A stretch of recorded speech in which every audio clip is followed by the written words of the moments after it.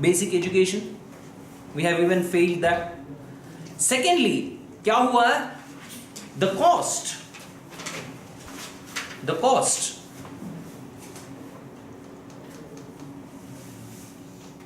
of reaching this, the cost of making this possible, where you develop a human capital, in sync with structural transformation, has become expensive.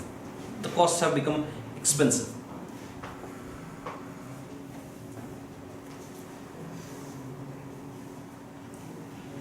Right?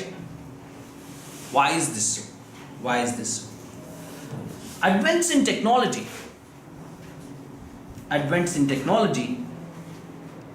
would require skilled human capital.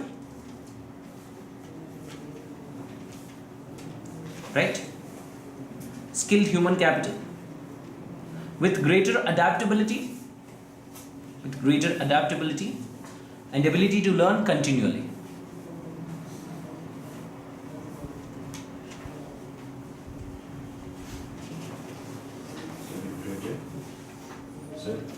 Greater adaptability and ability to learn continually.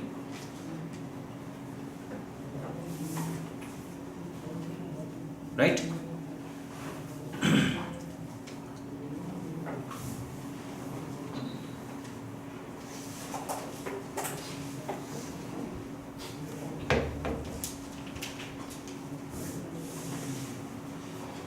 So what is this problem?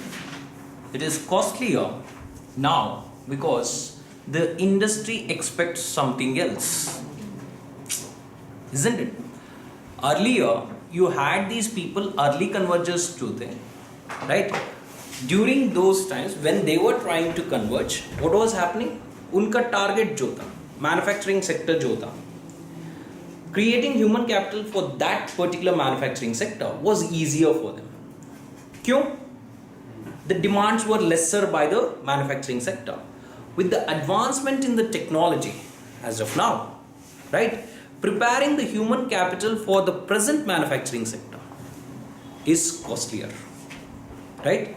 The present manufacturing sector, which is called the structural transformer, इसके लिए you need skills which are outstanding, high adaptability चाहिए. ऐसा education देने के लिए it is costly obviously. This thing is much more costlier, right? That's what the survey is saying. For countries like India, the work is much more difficult. क्यों? Learning poverty count is between 40 to 50%.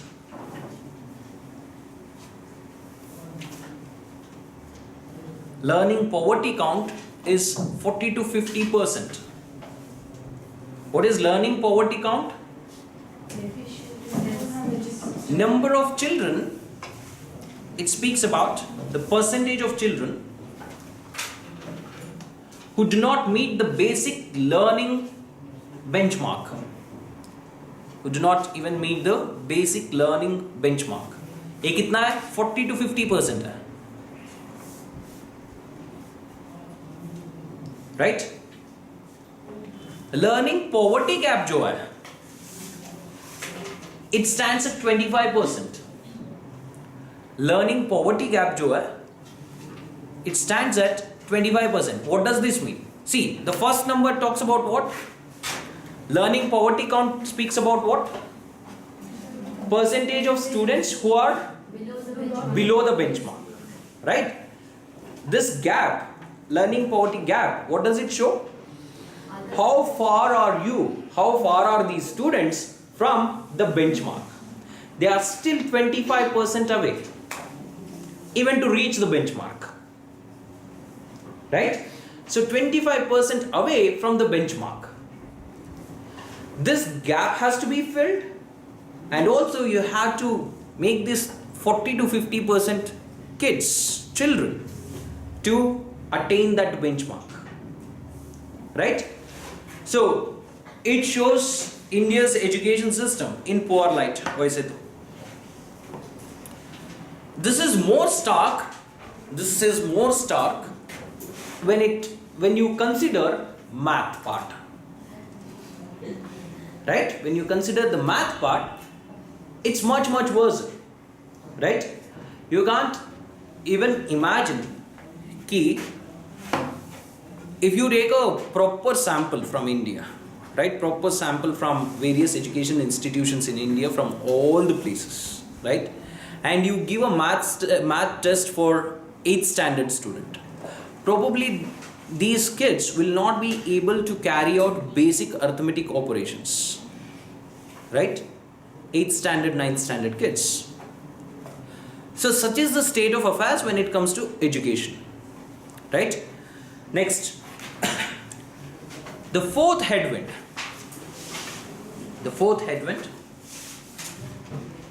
is the climate change induced agriculture stress.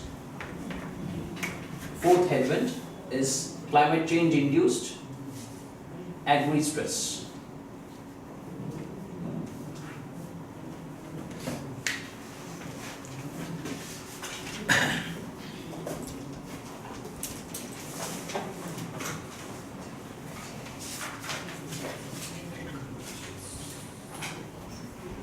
Right?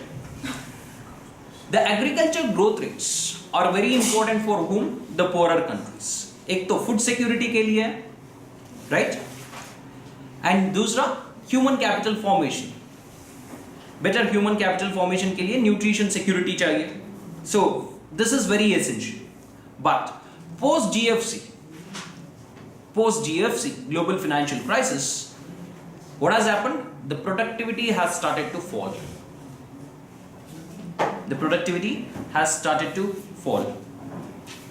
And also the growth rates have started to decline.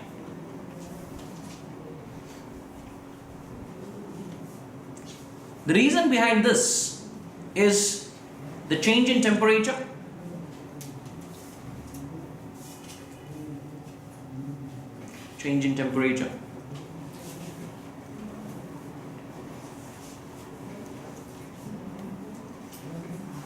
right? Indian agriculture is vulnerable to temperature increase. It is vulnerable to temperature increase and heavily dependent on precipitation.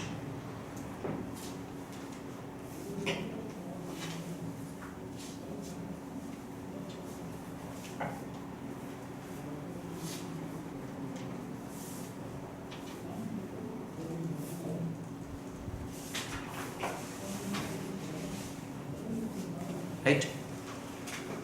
So where does India stand overall?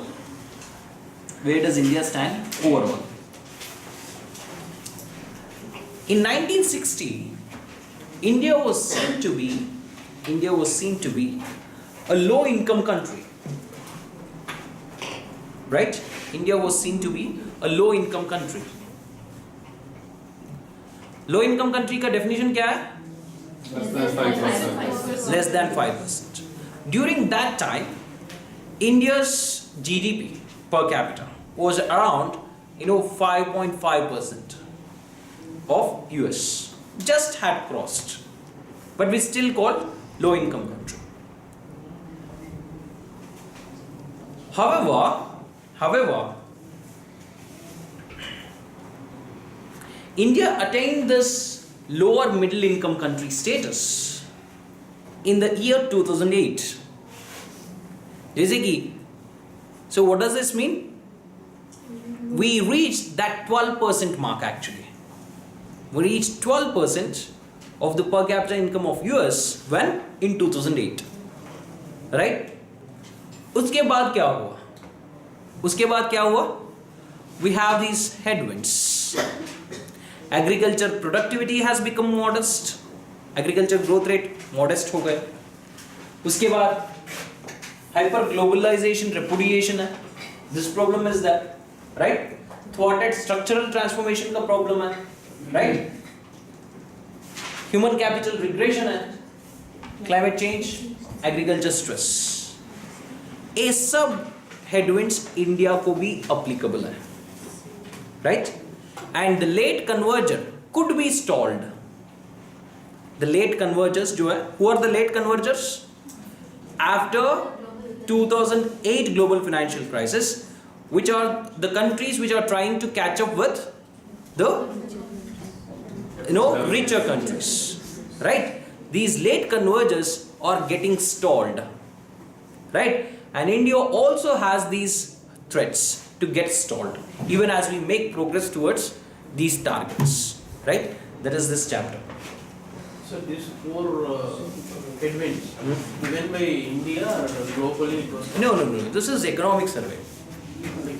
Everything is only economic survey, right? Until and unless economic survey mentions some report, everything is created by who?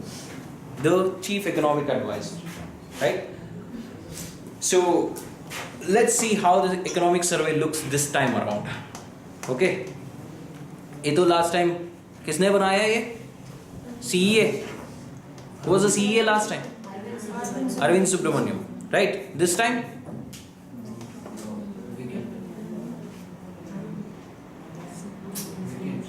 no, not vacant. He's a young guy.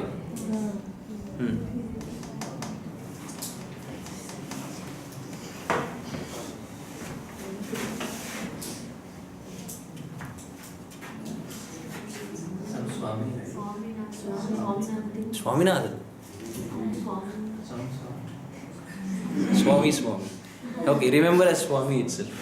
Next, climate change. He is a young guy, by the way. He's a very young guy, right? Climate change and agriculture. And guess what? Next chapter. And he supported some idea of the government. I think it was demonetization, right? That guy also supported this idea, right? So CEA बन गया, चाहे, right? Climate change and agriculture. Next chapter.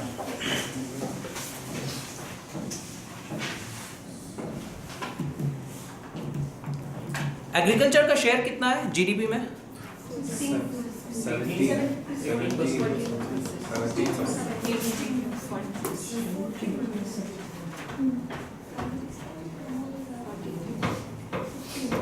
हाँ, how much is it?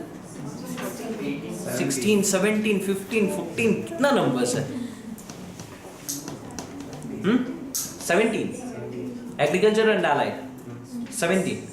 Was it primary sector or agriculture and allied?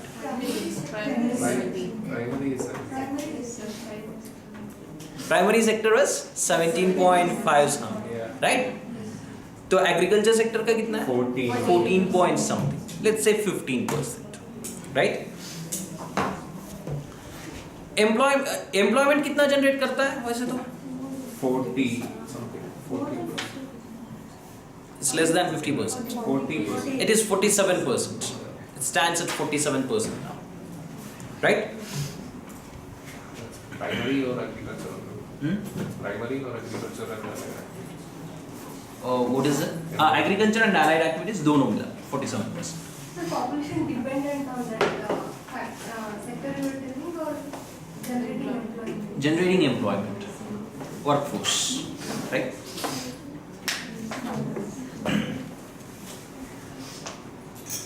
So this sector, agriculture sector, is very important for India because of this very reason, employment reasons, right? Though it does not contribute highly to what? To the GDP.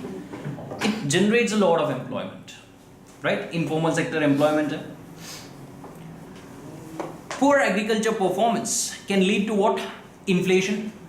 It leads to inflation, farmer distress, and larger political and social disaffection. Political disaffection आ जाता है, social disaffection भी आ जाता है, right? So what is this social disaffection about? People will start hating each other, basically. Why?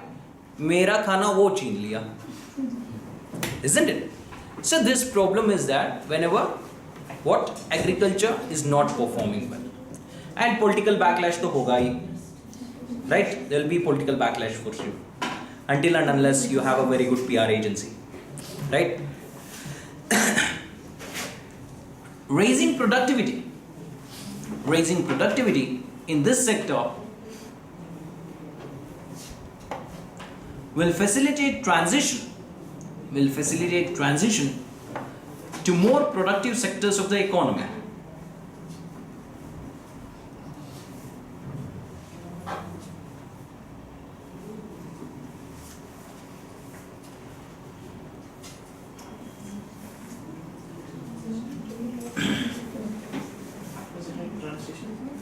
Transition to more productive sectors of the economy.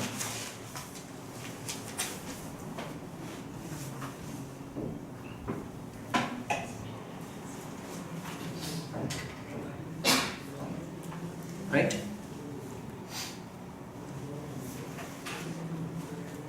Since 1960,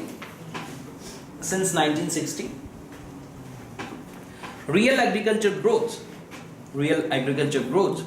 has averaged about 2.8%.